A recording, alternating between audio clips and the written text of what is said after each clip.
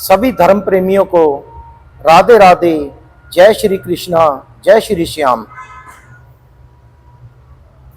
प्यारे भक्तों, आज मैं आपको गीता प्रेस की पत्रिका कल्याण, जिसका मैंने पहले भी एक वीडियो में जिक्र किया है, उसमें से एक बहुत ही सुंदर कहानी बता रहा हूँ। मैं इस कहानी को कल्याण मैगजीन के आधार पर आपको संक्षेप रूप से बता रहा हूँ। यह कहानी राजस्थान से संबंधित है। वहाँ पर रामदास नाम के एक सेठ रहा करते थे। सेठ ने अपनी जिंदगी में बहुत सा धन कमाया।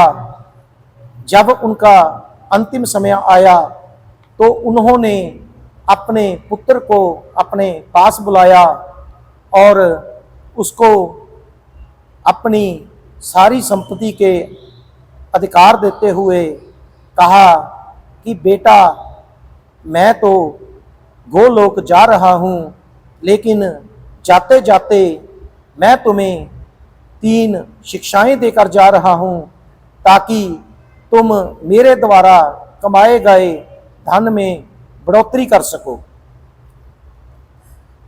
सेठ जी ने अपने पुत्र को 3 शिक्षाएं देते हुए बताया, सदा दुकान पर छाया आजे, सदा दुकान से छाया ही जाजे। सेठ ने दूसरी शिक्षा देते हुए कहा, सदा मीठा भोजन करजे। इसी प्रकार सेठ ने तीसरी शिक्षा देते हुए बताया, अगर धन कम हो रहा हो तो मकराना को देहली जाजे। इतना कहकर सेठ जी परलोक सिधार गए। सेठ जी के बाद उनके बेटे ने सेठ जी द्वारा कही हुई बातों पर पालन करने की सोची। सेठ के बेटे ने सबसे पहली शिक्षा पर विचार करते हुए क्या उपाय किया कि उसने अपने घर से लेकर अपनी दुकान तक दोनों तरफ पेड़ लगवा दिए और इसके आगे सेठ के बेटे ने दूसरी शिक्षा पर पालन करते हुए अपने घर में हर रोज हलवा, खीर समेत मीठे व्यंजन बनाने शुरू कर दिए और खाने भी शुरू कर दिए। समय बीतता गया।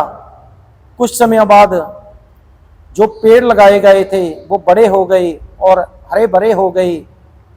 सेठ के बेटे को दुकान से घर आते समय और घर से दुकान जाते समय इन पेड़ों की छाया मिलने लगी। तो सेठ के बेटे ने सोचा कि मैंने अपने पिता की कही हुई पहली बात को पूरा कर दिया है। लेकिन कुछ समय बाद सेठ के बेटे ने देखा कि उसकी सेहत खराब रहने लग गई। उसको आज की भाषा में डायबिटीज यानी मधुमेह नामक रोग हो गया, जो अपने साथ कई रोगों को ले आया। इस रोग के चलते और अन्य रोगों के चलते धीरे धीरे उसकी कमाई अस्पतालों में खर्च होने लग गई। एक दिन ऐसा आया कि बीमार होने के कारण, काम ना कर पाने के कारण तथा सारी कमाई अस्पतालों में लग जाने के कारण सेठ के बेटे के पास कुछ भी नहीं बचा। तो उसको अपने पिता की तीसरी सीख का ध्यान आया। सेठ के बेटे ने अपने पिता की तीसरी बात पर विचार करते हुए राजस्थान के शहर मकराना जाने की सोची और मकराना चला आया। वहाँ जाकर उसने मकराने की देहली खोजने के लिए कई लोगों से पूछताछ शुरू कर दी, लेकिन कोई भी व्यक्ति सेठ के बेटे को मकराने की देहली का पता नहीं बता सका। करते करते सेठ के बेटे की मुलाकात एक विद्वान आदमी से हुई। उस विद्वान आदमी ने बेटे की बातें सुनी और सुनने के बाद उसने कहा कि बेटा, तुम बहुत ही भोले हो। तुमने अपने पिता की सीखों पर सही ढंग से विचार नहीं किया। मैं तुम्हारे साथ तुम्हारे शहर चलता हूँ, वहाँ जाकर तुम्हें बताता हूँ कि मकराने की देहली कहाँ पर है। इसके बाद वो विद्वान आदमी सेठ के बेटे के साथ उसके शहर में चला आया। वहाँ जाकर जब उसने सारा हाल देखा तो उसने बेटे को कहा कि बेटा, तुमने अपने पिता के अनुसार चलने की कोशिश तो की है, लेकिन तुम अपने पिता की बातों में छुपे हुए संकेत पहचान नहीं सके। उसने बताया कि तुम्हारे पिताजी ने तुम्हें पहली सीख दी थी, सदा दुकान पर छाया आजे और सदा दुकान से छाया ही जाजे। इसका मतलब यह था कि बेटा, तुम अपनी दुकान पर सुबह जल्दी जाया करो, छाया में जाया करो, धूप निकलने से पहले जाया करो, और शाम को जब सूरज छुप जाए उसके बाद तुम दुकान से वापस आया करो। इसके बाद उस विद्वान आदमी ने सेठ के बेटे को दूसरी सीख के बारे में बताते हुए कहा कि बेटा, तुमने इस बात को भी अच्छे से नहीं समझा। इस बात का मतलब यह था कि तुम तभी भोजन किया करो जब तुमको अच्छे से भूख लगे, क्योंकि जब आदमी भूखा होता है तो उसे रूखा सूखा भोजन भी हलवा पूरी के समान लगता है। लेकिन तुमने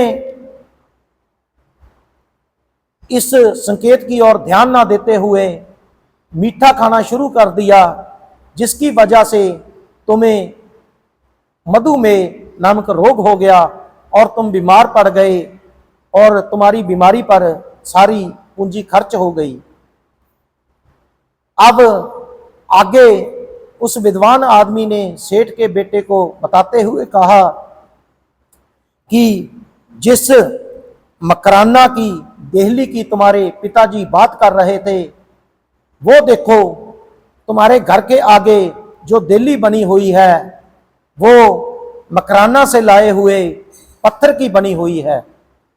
इस देहली को खोदो, तुम्हें यहाँ पर जरूर धन मिलेगा।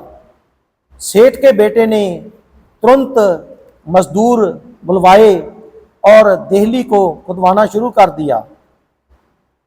जब कुछ ही खुदाई हुई तो सेठ के बेटे की हैरानी की कोई सीमा नहीं रही, क्योंकि वहां पर दो पुराने जमाने में जब सेठ होते थे तो बैंक वगैरह तो होते नहीं थे, तो वो जो धन उन्होंने जमा करना होता था तो वो उसको क्या करते थे कि सोने की मोहरों के रूप में गागर में भरकर कहीं ना कहीं जमीन में दबा देते थे, और इस प्रकार उस जमीन से देहली के नीचे जो जमीन थी वहां से दो सोने की मोहरों की भरी हुई गागरें निकल आई। इस तरह सेठ के बेटे को अपने पिता द्वारा मरने से पहले दी हुई तीनों सीखों का अच्छे से ज्ञान हो गया।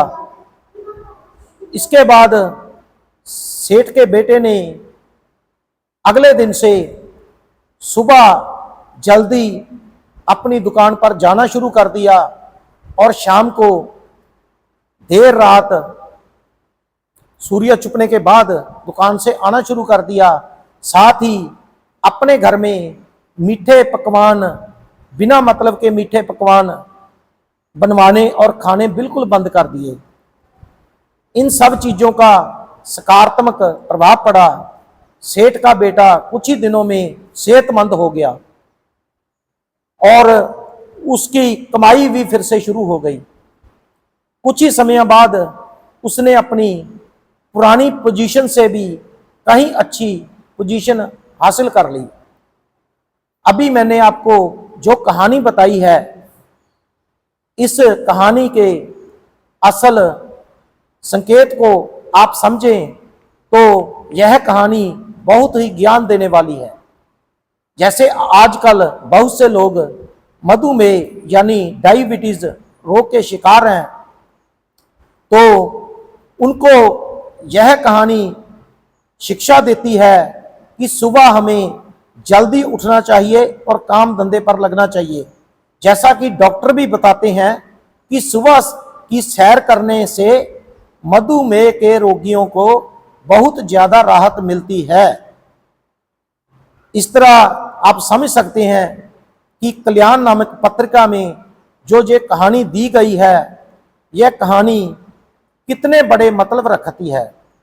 इसके बाद जो अगली सीख है वो भी मधुमेह के रोग के लिए अच्छा काम करती है कि हमें बिना मतलब के मीठा नहीं खाना चाहिए, क्योंकि मीठा ही सभी बीमारियों की जड़ है। मुझे आशा है कि आप इस कहानी पर ध्यान देंगे। मैं आगे भी इसी प्रकार कल्याण पत्रिका से कोई ना कोई नई बात, नई जानकारी लेकर आपके सामने आता रहूँगा और नए नए वीडियो शेयर करता रहूँगा। सभी धर्म प्रेमियों को जय श्री राम, जय श्री श्याम, राधे राधे। ओम नमो शिवाय, ओम नमो शिवाय। खाटू नरेश की जय।